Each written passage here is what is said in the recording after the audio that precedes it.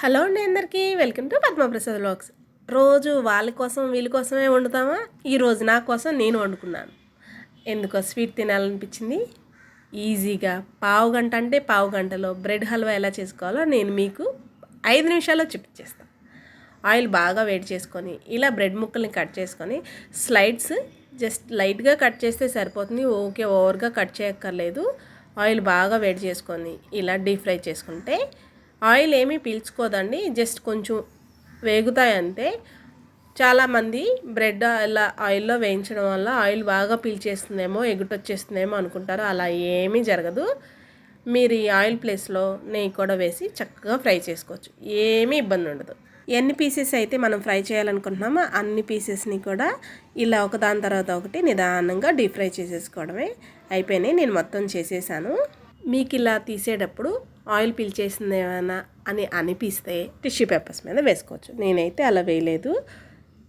మొత్తం కూడా ఒకదాని తర్వాత ఒకటి నిదానంగా ఇలా ఫ్రై చేసేసుకొని గుప్పెడు జీడిపప్పులు కూడా ఈ ఆయిల్లోనే ఫ్రై చేసేసుకుంటే సరిపోతుంది. ఈ టిప్ బాగుంది కదా, నాకు కూడా అప్పుడే అనిపించింది.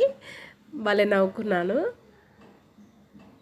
సపరేట్గా మళ్ళీ ఇంకా ఆయిల్ కానీ నెయ్యి కానీ వేసి ఎందుకు వేయించడం, ఇలా వేయించుకుంటే ఈజీ అయిపోతుంది. ఇప్పుడు కొంచెం వెడల్పుగా ఉన్న కడాయి తీసుకొని నేనైతే ఒక బ్రెడ్ ప్యాకెట్ మొత్తం యూజ్ చేశాను. షుగర్ 200 గ్రాముల పంచదార వేసి 1 టీ స్పూన్ దాకా యాలకుల పొడి వేసి కొంచెం అంటే కొంచెం వాటర్ పోసుకొని ఇలా మొత్తాన్ని కూడా మరగబెట్టుకొని తీగ పాకాలు అలాంటివి ఏం తీయవసరం లేదండి. మనం గులాబ్ జామ్కి తీసుకుంటాం కదా, దాని మీద ఇంకొంచెం థిక్గా ఉంటే సరిపోతుంది. నేను మీకు చూపిస్తాను చూడండి. ఇలా 2 పొంగులు వచ్చాక మధ్యలో కలుపుతూ ఉండండి. జస్ట్ ఇలా వేలికి అంటుకుంటే సరిపోతుంది. అలా అనిపించినప్పుడు ఆ షుగర్ సిరప్లో మనం వేయించుకున్న బ్రెడ్ ముక్కలన్నీ వేసి బ్రెడ్ మొత్తం పంచదార పాకాన్ని మొత్తం పీల్చుకునేదాకా కుక్ చేసుకుందాం.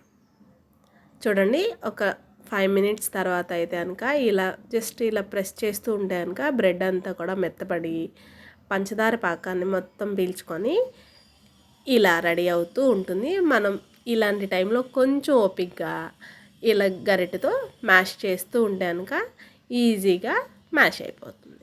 2 నిమిషాలు ఓపికగా ఇలా మొత్తాన్ని మ్యాష్ చేసేసుకుంటే చాలా ఈజీగా టేస్టీగా బ్రెడ్ హల్వా అయితే కనుక రెడీ చేసేసుకోవచ్చు.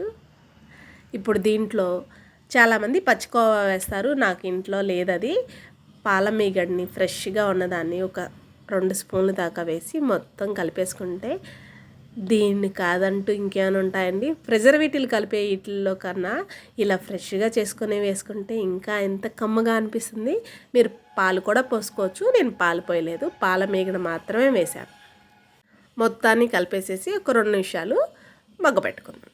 ఇప్పుడు దీంట్లో మనం వేయించుకున్న జీడిపప్పులన్నీ వేసేసి నేనైతే టేస్ట్ కోసం కొంచెం బాదం పప్పుని ఓపిగ్గా తురిమానండి.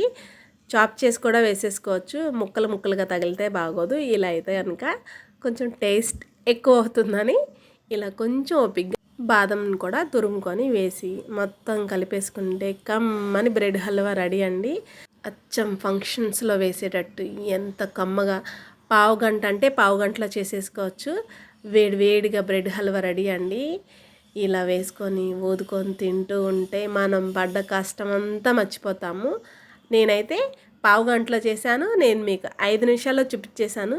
మీరు కూడా ట్రై చేసి ఎలా వచ్చిందో నాకు కామెంట్ చేయండి. నచ్చిందండి మన వీడియో అయితే లైక్ చేయండి, మన ఛానల్ని సబ్స్క్రైబ్ చేసుకోండి.